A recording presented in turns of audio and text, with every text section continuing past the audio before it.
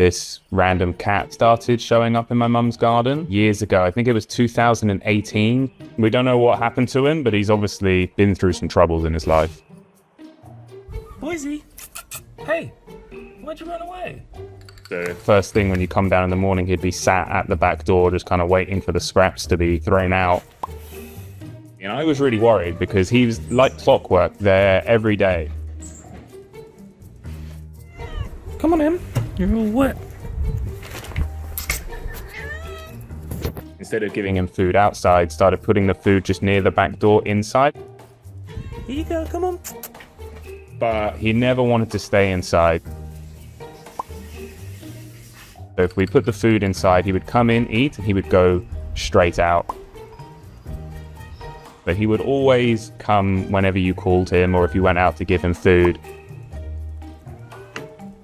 And this went on for maybe like 3 days or more. Hey. Until one day we went outside and we're calling him, trying to give him some food, and he just wasn't there. Because it's raining, I'm not convinced he's going to show his face. No, he'll be snuggled down somewhere. I would be going outside, calling his name, Boysie. like 3 or 4 times a day, just hoping he would show up. And this went on for maybe like 3 days or more that we didn't see Boysie. Is that not one of ours? Is that him? Yeah. So one day we're sat there and we could just hear this meowing. What are you recording? Just in case Boisie's around. I started filming on my phone. Oh, please be Boysie, please be Boysie. Go, go, go. Yay! Hey, Boysie, where have you been? We opened the door and he was just there after like 3 or 4 days of not seeing him. When we decided to take Boysie to the vet for the first time, we weren't sure how he was going to react. Because he'd obviously been quite scared of people for a long time and we had gained his trust. We were quite worried that we were going to scare him by trying to put him in a cat carrier.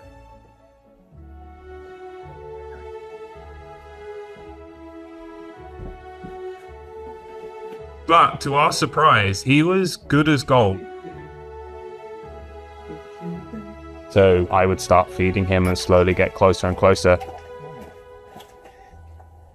Because he didn't like coming into the house. He didn't have anywhere safe to sleep. So we decided to build him a hut.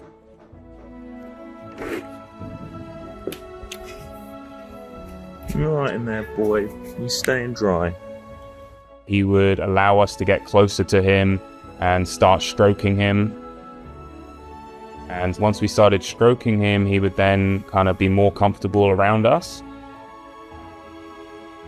But we never thought that Boysie would live inside the house because he didn't like being in the house. What are you doing? Yeah, where you been? And then it was like one day something changed. Alright, we're going to get him Get in the a house and pack do of food out. He kind of ventured into our house more and more. What are you doing? Sniffing around my room? I invited him to come sit with me like I always do. It's been an hour now, and he's still there. He doesn't normally come sit with me. Purring. Listen, can you hear him? But then this one day he just jumped up on my lap. I started stroking him and that was when he started purring for the first time. I had to just sit there for like 30 minutes or an hour just to make sure he was comfortable.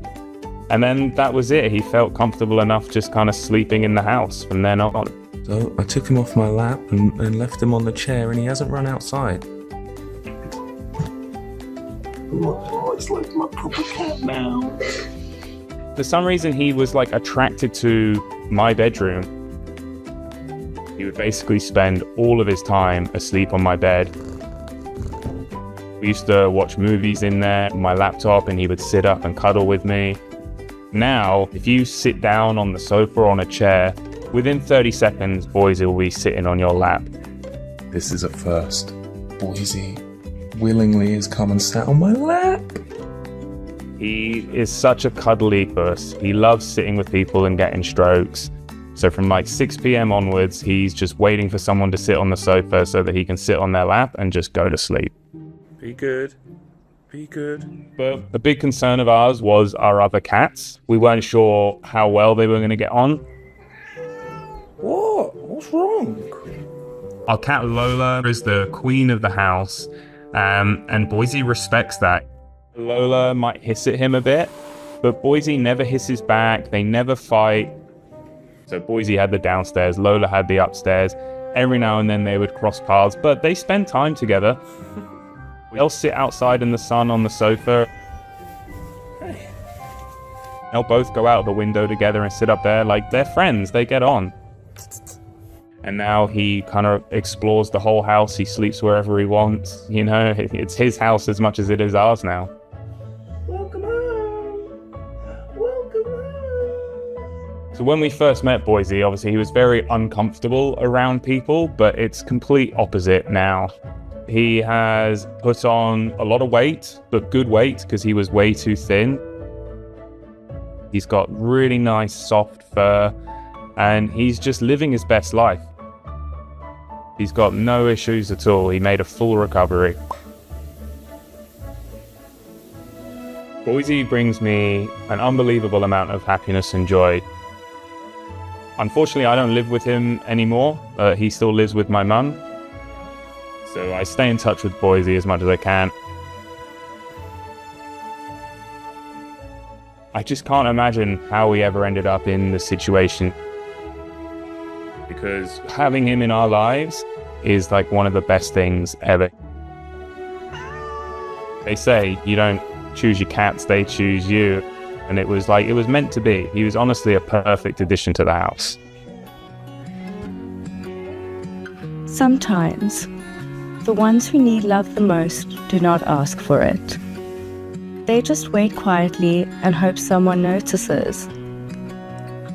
Trust is not built in one day. It is built in small moments. Don't worry about Lily. A bowl of food, a warm place, a gentle hand. Because when you give patience, you give safety. And safety turns fear into comfort. Boysie did not just find a home. He found people who stayed when it mattered.